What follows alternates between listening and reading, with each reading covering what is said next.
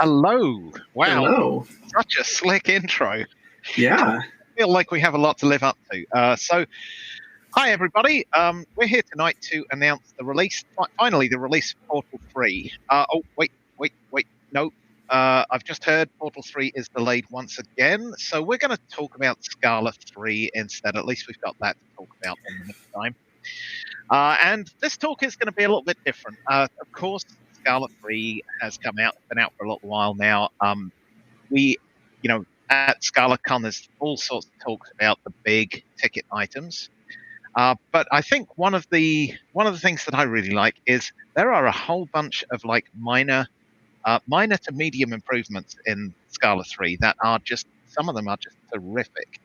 And it reminds me of back in the history of Java, when Java 7 came out, there was a little project called Project Coin that was just a bunch of small changes to the language that made a fairly big difference. And what we're going to do tonight is Josh and I have picked out some of our favorite new smaller features in Scala, and we're just going to go through them alternating and try and convince each other that ours is the best. So we're not going to talk about Scala meta particularly, or the new types, the union and intersection types. They might be mentioned occasionally. We won't be digging into type lambdas in this one.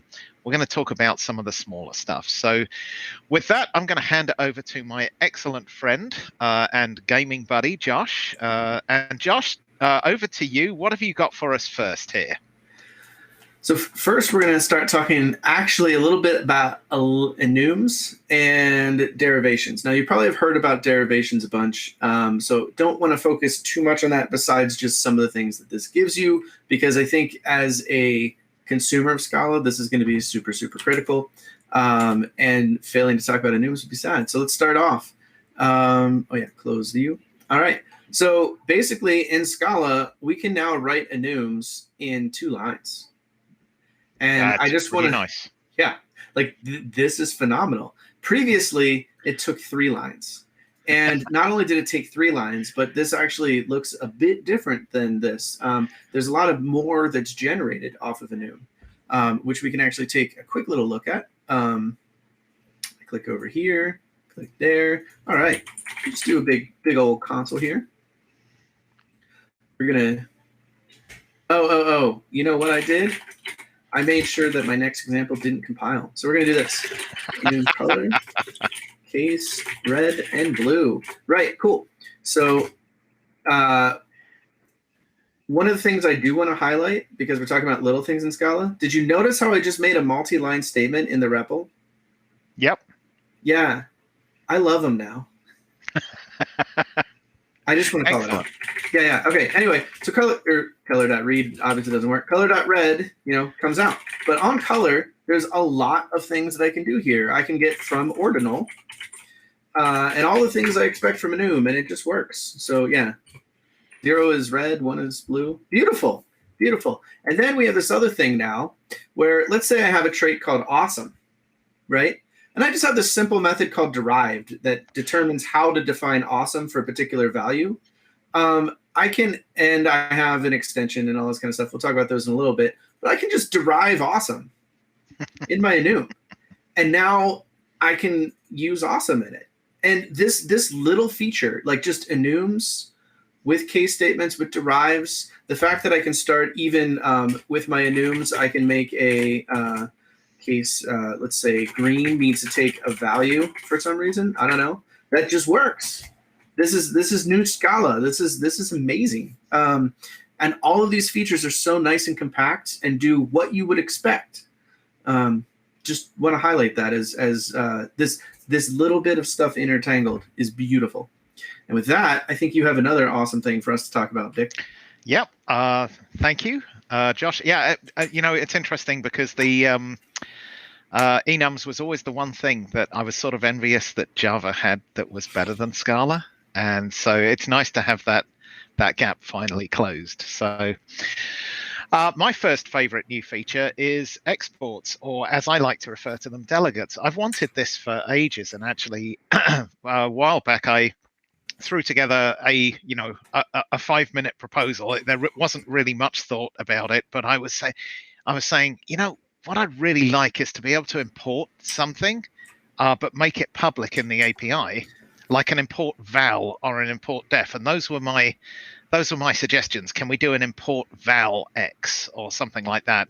And actually, Martin got back and said, "Hey, you should check this out." But I think we're going to put something called export into Scala 3 that does what you want. So let's dig into that really quick.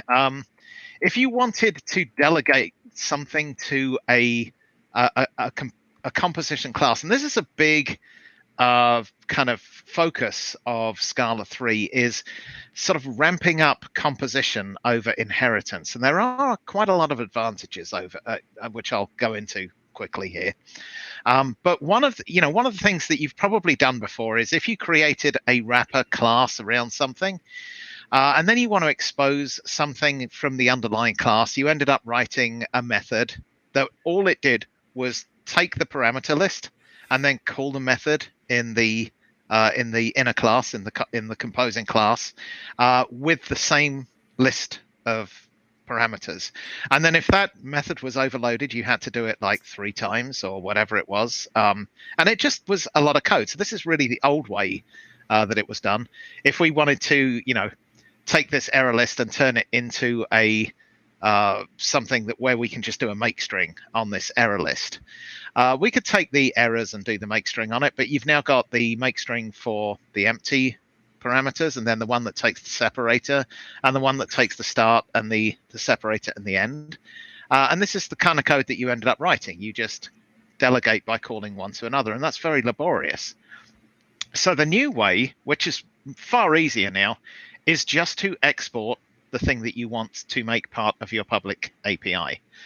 So in this case, case class delegating error list, and we just export the errors make string, and this exports all 3 versions of this. Now, this is also a downside. You may not want to export all of them. You can't really select. If you want to do that, you're back to this way. But assuming you are wanting to bring in the overridden ones and all of that, this is a lot less effort. It's very clean. It works for vals. It works for defs. And you can see it here. It just works on these things. You can actually do a lot.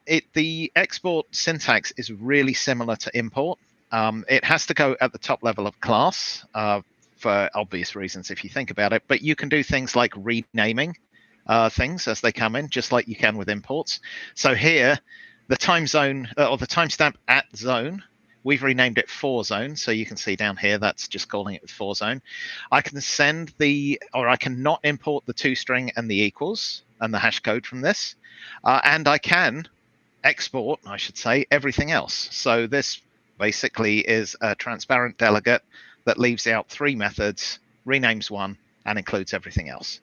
So that's about it. It's a dead simple feature. Very nice, very easy to use, and it lends itself to, to delegation really well. I think the thing I'd say in parting is this is better than inheritance now for one major thing. If you inherit from a class or a trait, you can't make something more private than it was. But with delegation, you can. You can choose to export the things you want and just keep the other ones hidden, which is pretty nice. Okay, Josh, what have you got for me next? Over to you. All right. So next, we're actually going to talk about multiversal equality, which I think is actually a pretty cool feature. So we're going to step into an example. And for those of you who read Brandon Sanderson, you might appreciate this. If you haven't gotten to that point, don't want to spoil it for you. But there's an open question of, can a dog be a dragon? Right? When I do equality comparisons, previously in Scala, if I were to write, dog equal dragon, that would compile. You can see right now, it is not compiling. It's saying values of type equality.dog and equality.dragon cannot be compared with equal. If I get rid of this strict equality though, and I save, that all compiles again, or some things compile again, I should say. This one I think will give you an error because there's more strict equality by default. But I can even not allow dog to compile against itself. So for example, dragon comparing against dragon, that fails to compile when I have strict equality because I haven't told the compiler that I said it's okay to compare dragons with dragons, which is interesting. If I want to allow it though, what I do is I just derive, which I showed you before. One of the reasons I showed you is so we can show off this feature. We can just derive can equal between dragon and dragon. And as soon as we derive that, now this starts to compile. I can compare dragons to dragons. And if I decide to allow dogs to be dragons, as they should be, I can say a dog can equal a dragon. And then I am now allowed to compare dog with dragon. And so this is a nice way for you to kind of control what you allow to compare. It gives you full control in your domain model of like, I want to allow, this feature to be equal to this, and I want error messages if I am accidentally using object level equality. Under the hood, this is still using the equality you're used to, right? It's still using case class equality. This will actually still fail. I'm just allowing it to compile.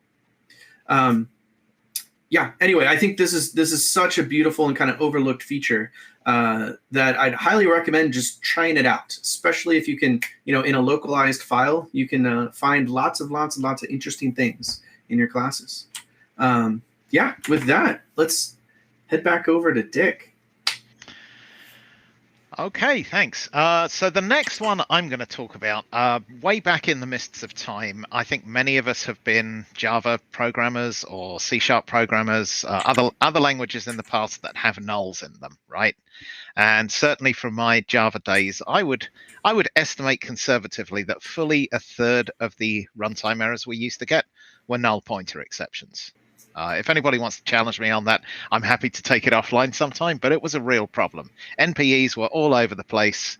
And if you didn't have NPEs all over the place, what you had instead was null checks everywhere. If X does not equal null, and all those kind of things, right?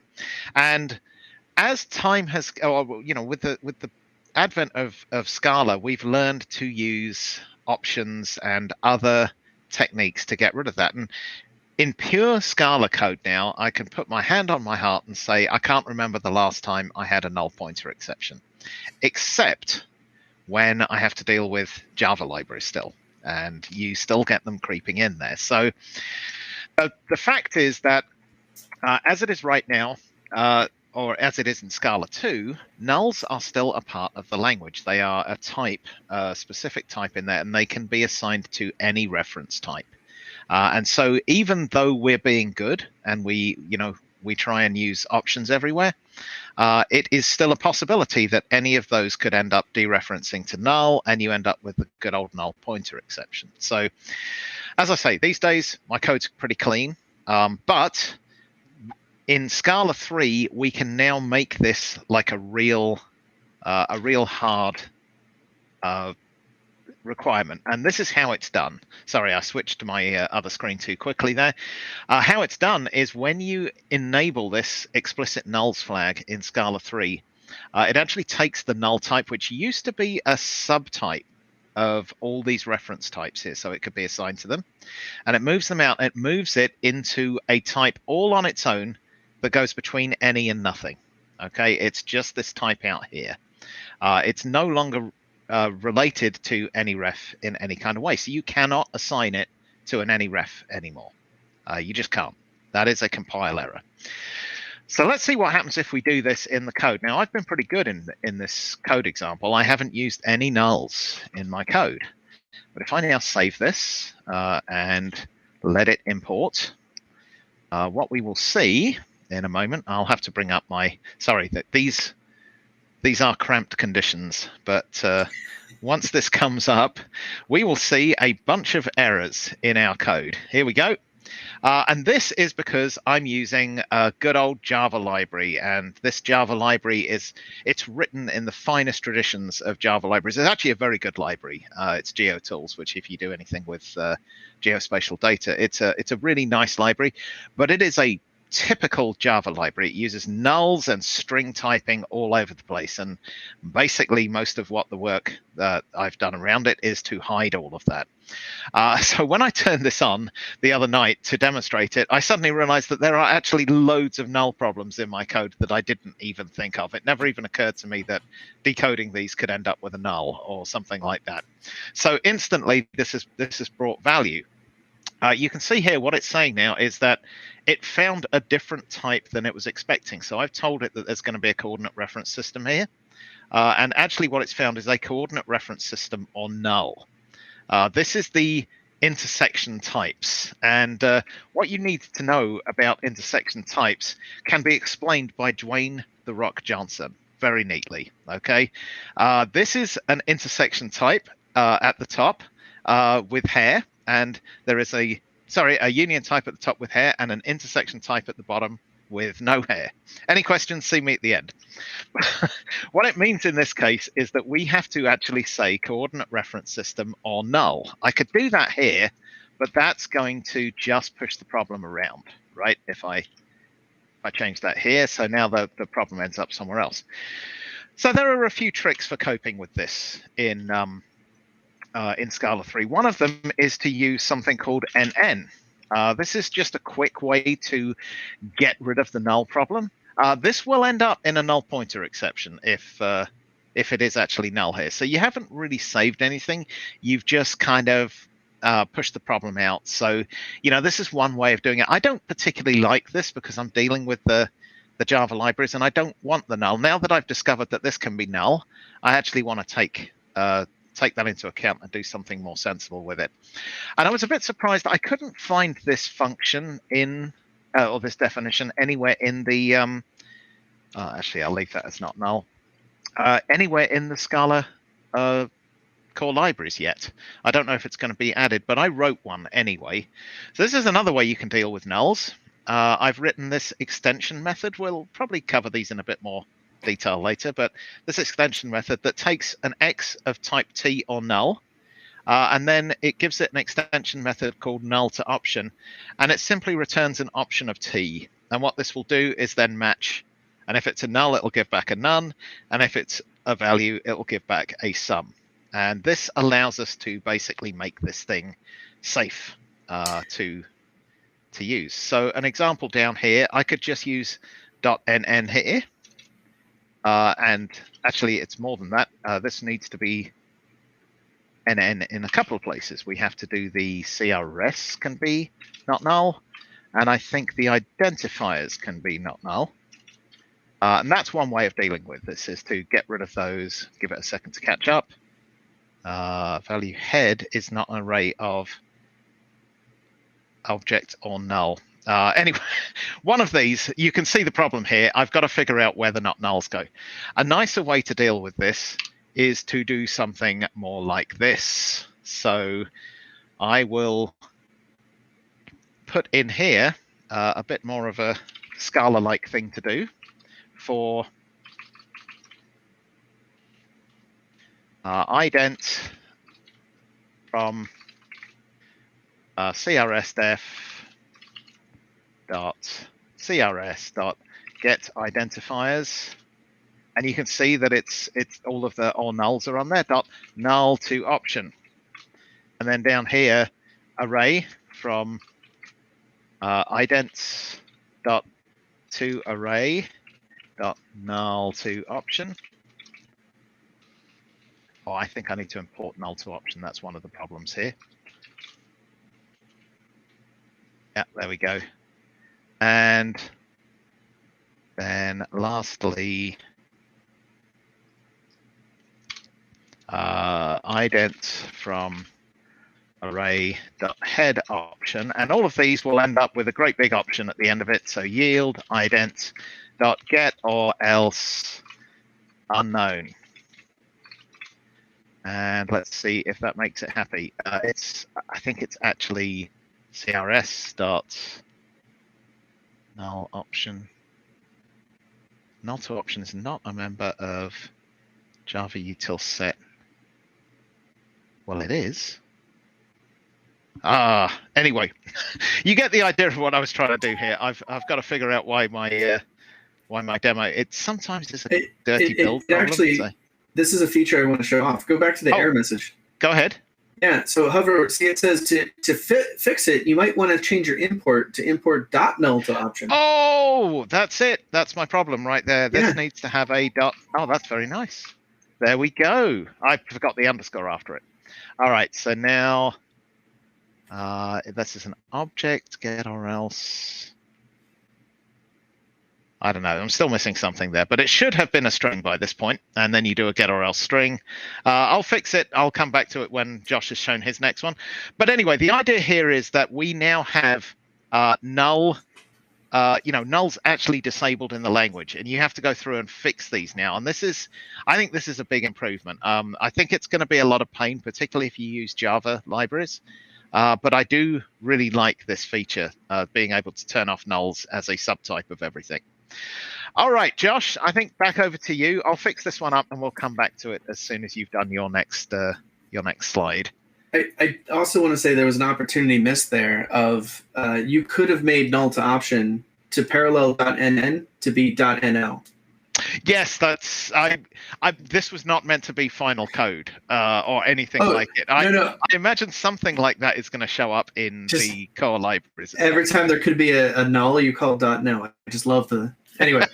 All right. So, next we're going to talk about not dwelling on the small types. So there's this new feature called transparent types, which I think is fully described by this comic.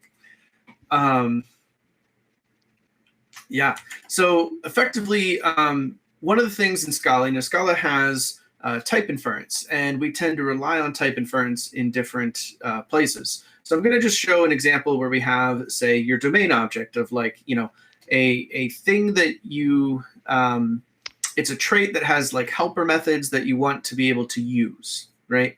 That you want all your domain objects to have. And then there's this other thing called JSONable that just has a method called .json on it. And I define my domain object user favorite color to all have this JSONable, this domain object. And then when I create an array of user and favorite color, right?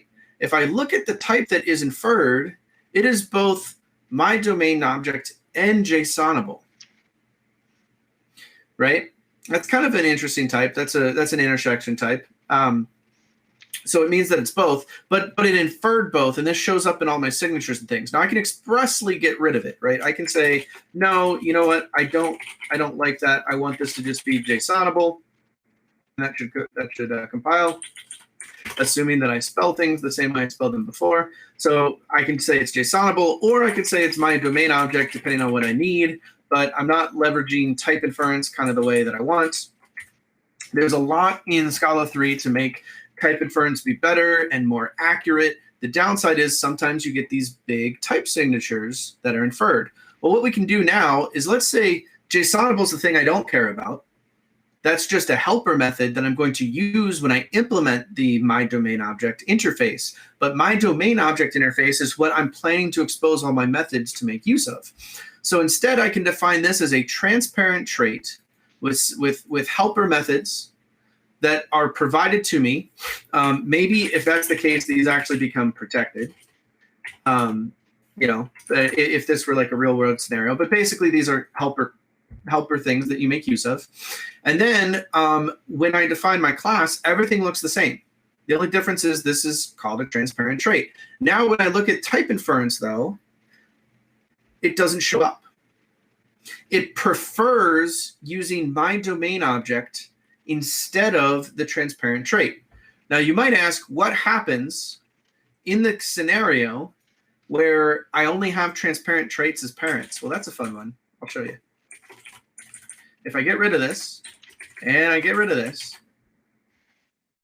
now the type inference gives me all of the transparent traits. And here are the things that are now hidden in Scala that used to show up in all of your inferred type signatures and all of your error messages, right?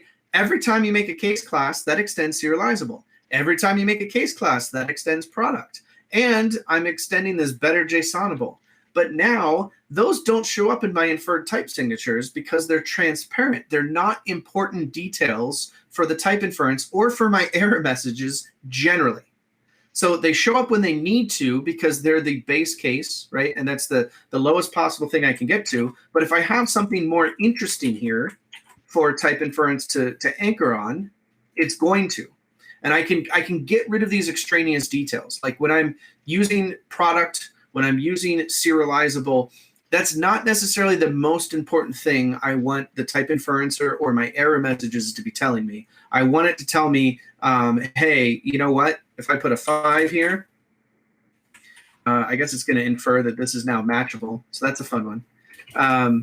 But I want it to be inferring something better, so that when I pass, a better example would be I have a method that takes in is an array of, what did we want this, my domain objects.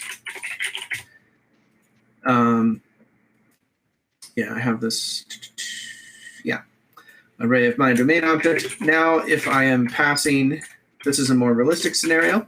So I have some method that I'm calling, and I pass in my better values. I need to flip this around. And since this is a class, we'll just say result equals, okay. So if I'm calling a method of better values, right, that succeeds. But if I accidentally do something locally that would cause type inference to get the wrong type, now when I get an error message, it's going to say, hey, you have this matchable, but I want this my domain object. And that's slightly better than what it would have been before. It got rid of a bunch of other weird details. Before, it would have been this error message that's 10,000 miles long with a bajillion types in it.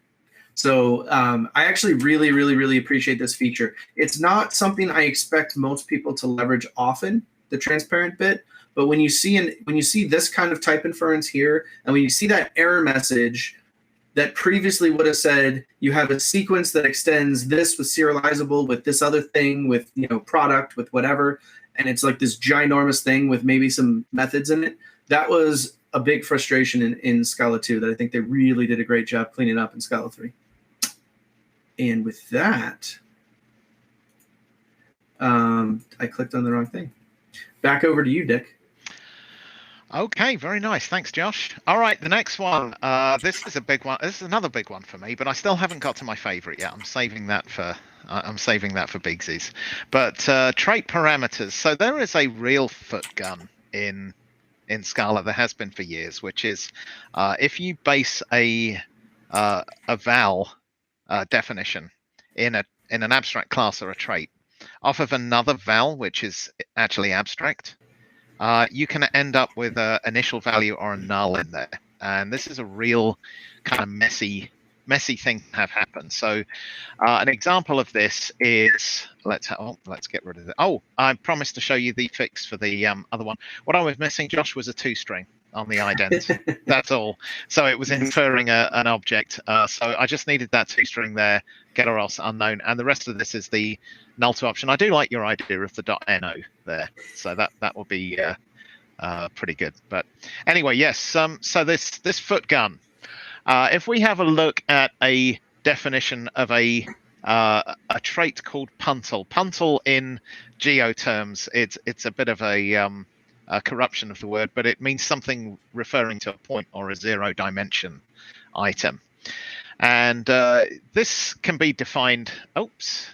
This can be defined something like this. This is the old way you would have done this. So the trait puntal has a val x and a val y. These are abstract. They're doubles and they're abstract. And then we have a two well-known text, which is a common thing to use in geospatial terms. It's a language that defines geometry. And this well-known text says this is a point with an x and a y. Now, you probably, those of you who are experienced with Scala have probably seen the problem here, which is that if you do something like this and create a new puntal, and there are various ways you can get into this situation. I define the x and the y here, but you'll notice that the well-known text for this comes out as 0.0 and 0.0. And this is because that string is eagerly evaluated before these have actually received their final values. They're still 0 when they come in. Even worse, if you do this with reference types, you end up with nulls in there. Now, the old way to fix this used to be to use something called early initializers. And this was the code that you would have written to get around that, or you'd have to do, well, there's other ways you could do it. Another way would be to make this a lazy val here so that it didn't evaluate until the first time you used it, which would solve this problem. That would be after initialization. But failing that, you would do something like what they call an early initializer, which is to create this empty object with just the values in that you want, and then mix in the trait that you want to use. And so here, this one now says in Scala 3, early definitions or early initializers are not supported. Use trait parameters instead. So it actually tells you what the new fix is, and this is how you fix this now. So we're gonna go ahead and make trait puntle actually take parameters. Wild, isn't it? So this is going to take an x of double and a y of double, and we're going to get rid of those here. Save this. Now we're going to get a few errors in various places along the way, but I am going to go and fix those right now. So over here, you'll see I save. Did I not save this? What's it complaining about? Why has it got a breakpoint there? And why? There's my error. There we go. That's better. Okay, here we go. So here's my coordinate now, and it says with puntle, and it says here puntle lacks the arguments that it needs. So I'm going to go ahead and put in the x and the y, and that's it. That's how you do this now. Traits can have parameters, and they can have more than that. They can actually have implicits as well, which is great. So I can go ahead here. This is part of another talk that I do, which is talking about encoding coordinate reference systems into the type system.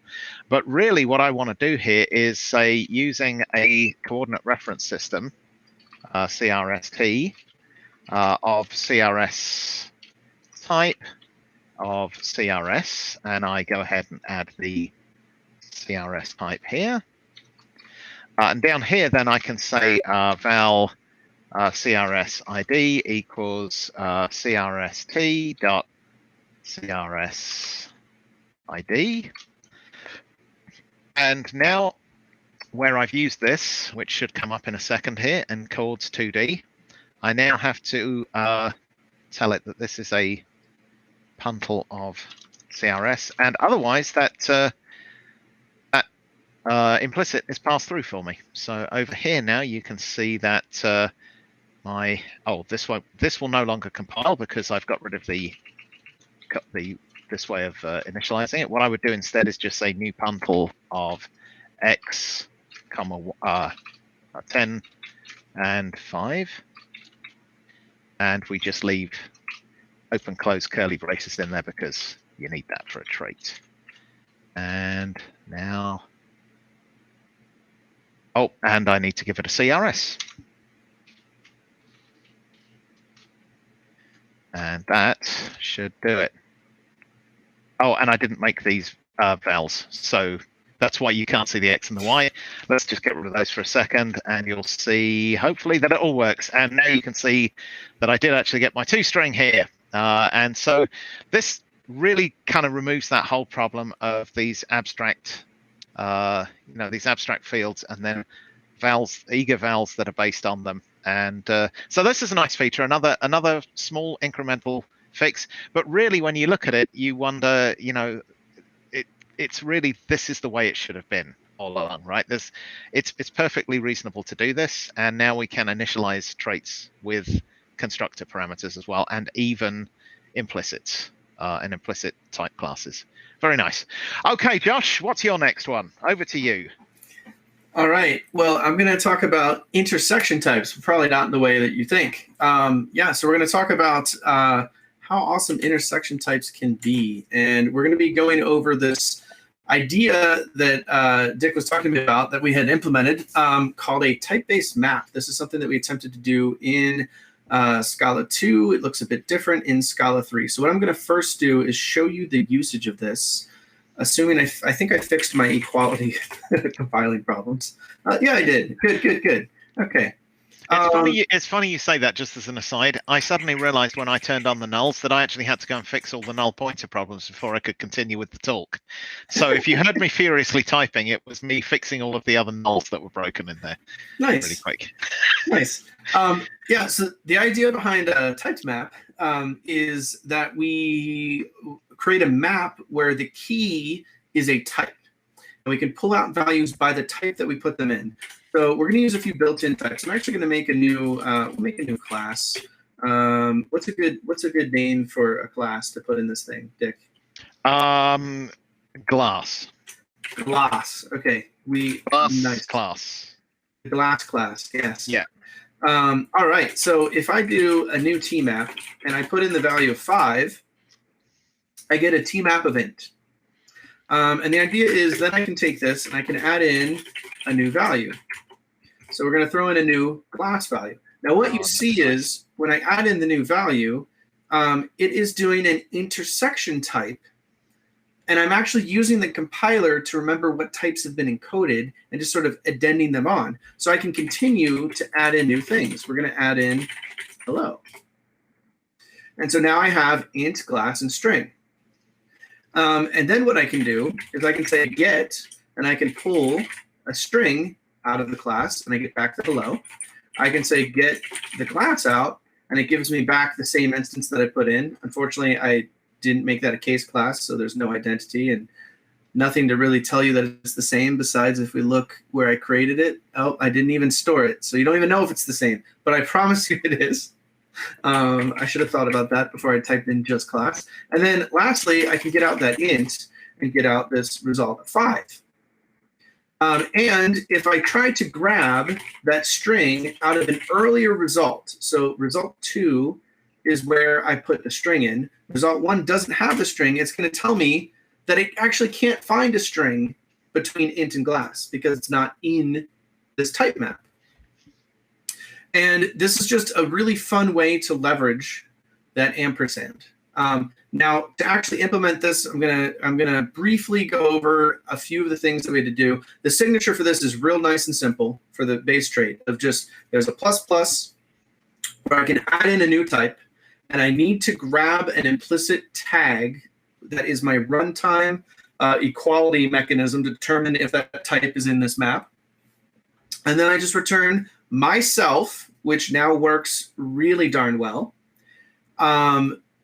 ampersand with a new T map of this value.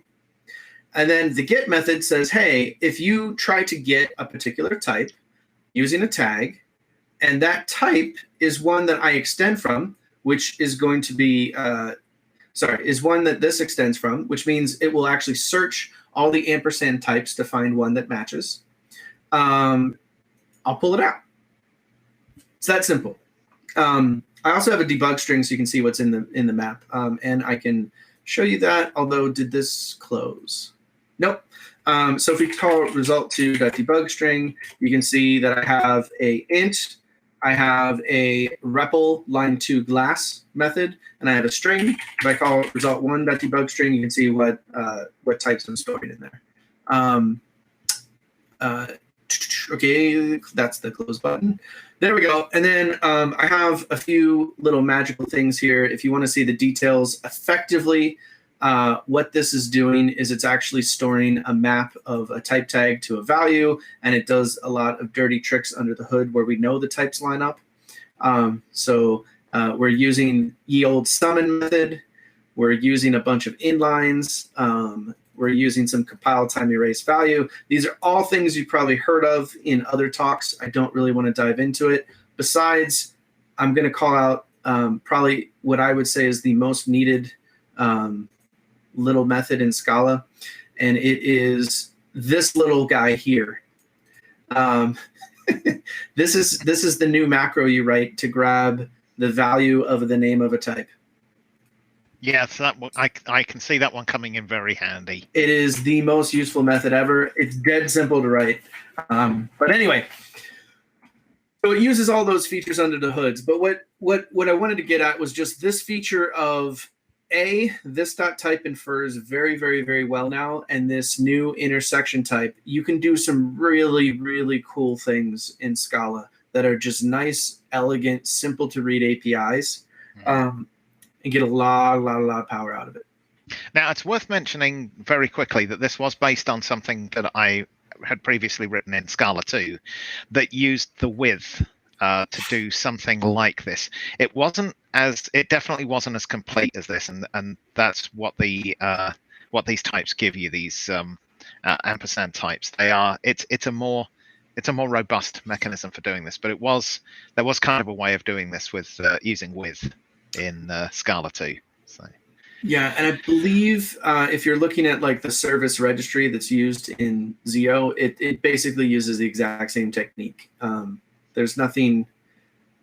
That one actually might have a bunch of other junk in it too, but this is basically it. And if you want to see this code, we can show that off. I believe, was I also going to talk about inline match? I don't know. Yeah, but we're running a bit short of time now, so Then I think let's we cut have that to. off. Let's move on. But we'll come back to it if people want at the end. That sounds beautiful. All right, so back over to Dick because we have 2 more amazing features to go through at least. We do. So I have saved this one because this is without a doubt my favorite new feature in Scala 3. In fact, I would say that opaques are clearly superior to all of the other things. Do you see what I did there? Opaques, clear. I killed myself. Anyway.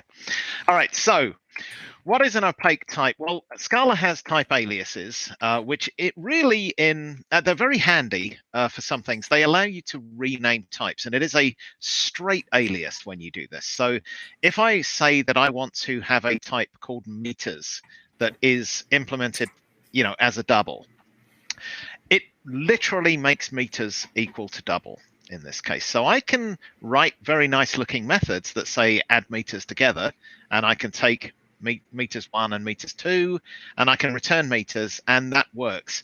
The problem is it doesn't really give me a new type. All it's done is renamed this. So this is now a synonym for double. And you can see this when you add things together. It means I can add meters together, but I can also add 10 to meters or 10.0 to meters, because it'll just treat this as a double and this as a double, and so on.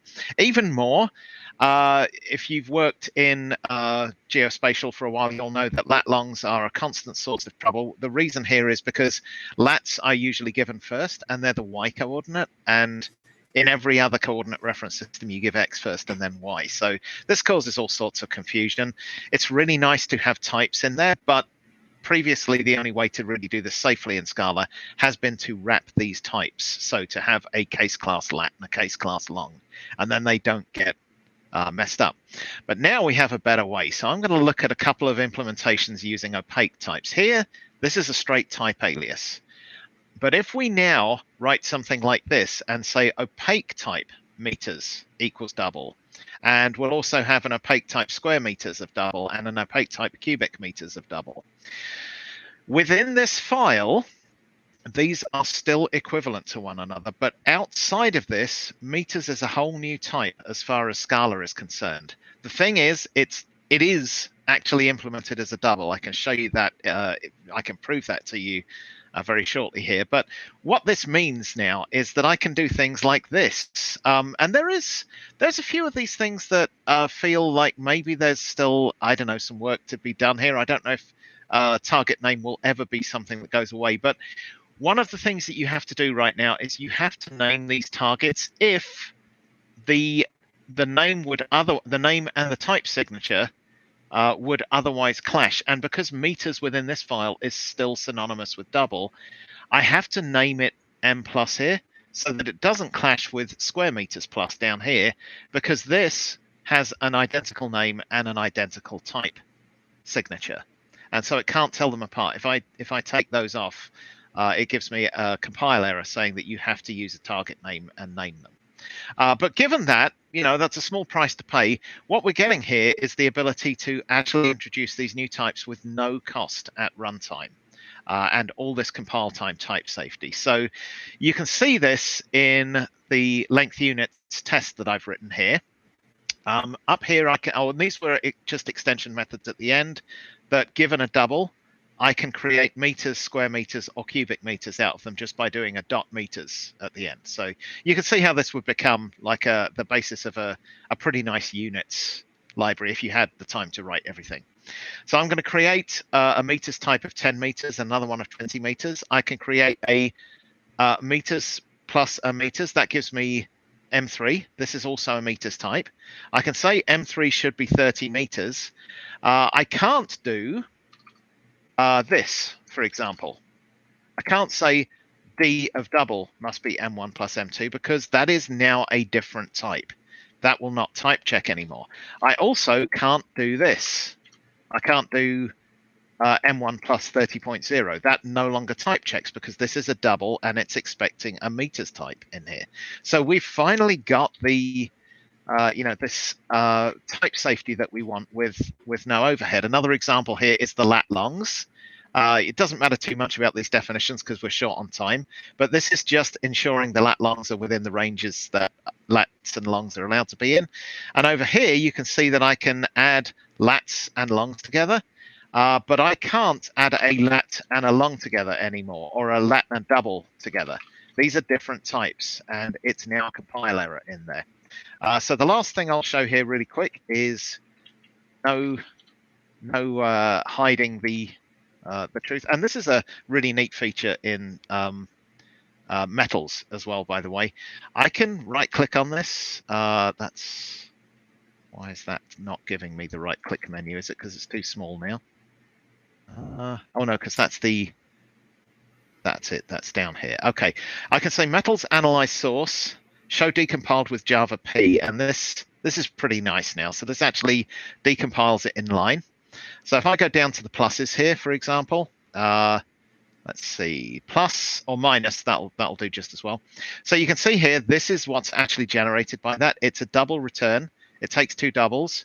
It loads in double one. It loads in double two. It does the subtraction. It does it and invoke virtual. This is the constructor to ensure that the result is still within the range. But otherwise, every operation in there is actually working on a double. So you've really got this new type in the system. You've got the type safety, and you have no runtime overhead from this. This is without doubt my favorite new feature in Scala 3, bar none. All right, Josh, what have you got for us as your last one? Over to you. My absolute favorite is the ability to write methods and not have an object. Just top level methods. So I can just come in here and say, do stuff, right? And I can say, let's print hello Scala world. And that's it. That compiles. That's a method. I can import it. That's awesome. You used to be able to do something along these lines with package objects, right? But it was always a bit weird. You had to have this kind of package object sitting off to the side where you could put your defs and your vals and stuff like that, and then they'd be imported when you imported the whole package. But yep, there's still some interesting limitations around there. I didn't have a chance to go through it, but the other really cool thing is you can just throw a main method in your files now, and then in most of the IDEs you get run and debug right there, and you click on them and they it's so nice. It's so good. Although my screen is probably going to explode when I click run there because of the size of this thing. There we go. Hard work. Oh, there we go. That's good enough. Yeah, or actually it shouldn't be Scala World, right? This is Scala World. Man. Yeah, there we go. All right, and then you can just click. But this is absolutely my favorite feature. If you look at any of the code that I put in here, you'll see a whole bunch of just random top-level methods. If you look at any of my Scala 3 libraries that I toy on, all of them have top-level methods everywhere. I do recommend, if you're going to use top-level methods, to put them in a package, of like, insert your own domain name here, because you still want to abide by Java packaging rules, but man, just the ability to throw things straight up without having to have these weird container objects, beautiful. Brilliant. So we've overrun our time a little bit, I can tell. We both had a couple of one extra thing each, I think, just in case there was time left at the end, which I don't think there really is. So let's take questions if there are any, and if there aren't any questions, then we'll just do our last couple of very quick items. And so any questions? How do they work, the questions? They'll pop up, remember? They pop up. Oh, that's right. Okay. Yeah.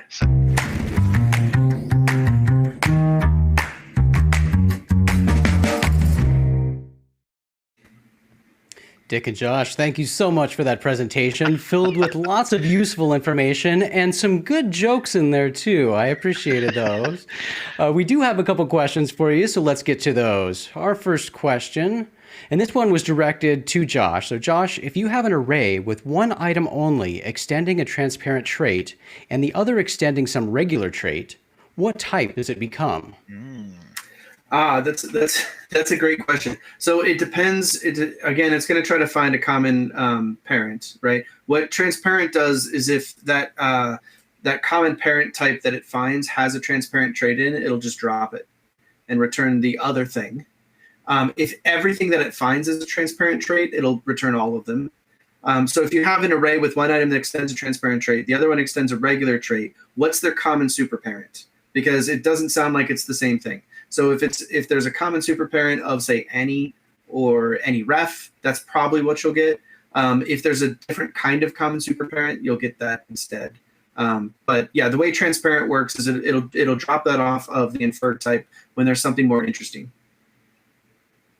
Hopefully that answered it. Thank you so much for answering that one. All right, and I think we have one more question here. So about trait parameters, does it mean that the only difference left between a trait and an abstract class is that you can only extend one abstract class, but many traits?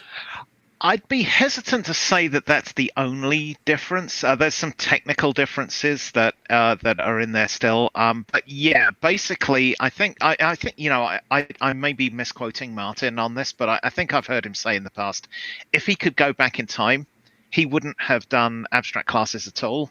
With what he knows now, he would have just gone for traits, like done traits everywhere. And it does make a lot more sense now that we have trait parameters to be able to do that. I think one of the other things that I found, and I'm not sure if this is like final or if this was just, it's going to be something that's fixed, but context bounds wouldn't work for me in a trait definition, but the using implicit parameter list did. So using a context bound still didn't work as a trait. I think that was about the only other thing that I found in there. And it's not hard to stick a using at the end instead of trying to make a context bound. So yeah, basically at this point, most of the things that you do can be traits, and they should use trait parameters if that's what you need. Fantastic. All right, well, I think that's all the questions we have today. So thank you again both for your talk today. And of course, thank you for joining us at ScalaCon. Thank you. Thank you.